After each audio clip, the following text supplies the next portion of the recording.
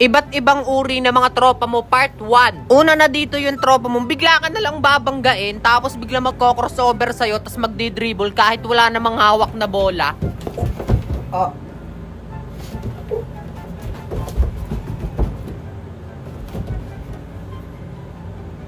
Foul!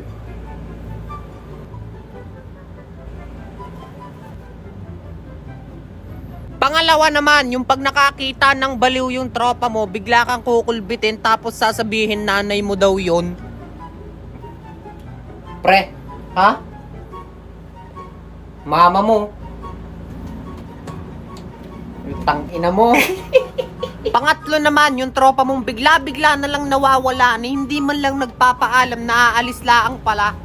Pre, sabi nga niya, nag-chat to, meron daw may kausap daw dun sa court. Dayo daw, wala naman daw makakalaban, naghahanap daw ng kapustahan. Kaso daw sila paring burnek, wala naman daw silang pera, kaya daw baka daw pwede tayong maglarong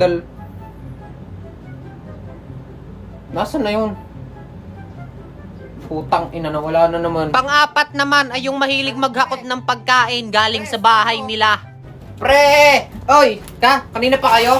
Meron mga tinapay dun sa bahay, oh. Hati-hati na kayo dyan. Mamaya. Meron pa nga kawok doon. Di ko muna kinuha. Baka kasi mawala ka agad yung lamig. Okay, pahingin pa isa. Mamaya, uli. At ang pinakahuli sa lahat, yung tropa mong araw-araw nang hihingi ng kachat. Pre, pengi akong kachat. Baka may kakilala ka. Tangin, kachat na naman. Kakabigay ko nga lang sa'yo kahapon ng kachat mo. Nasaan na yun? Damot naman na rin. Wala, yung kahapon. Wala na. Ginaus na ako nun. Tsaka parang ang boring naman kausap nun. Dikat kakilala mo yung anak ni Aling Kusing. Anak ni Aling Kusing, naku, mapapatay ka noon. Napakataray ng matandang yon. Dali, di ka, add friend mo yun sa Facebook, di ba? Anong pangalan doon na add ko? Dali, para meron ako ka-chat.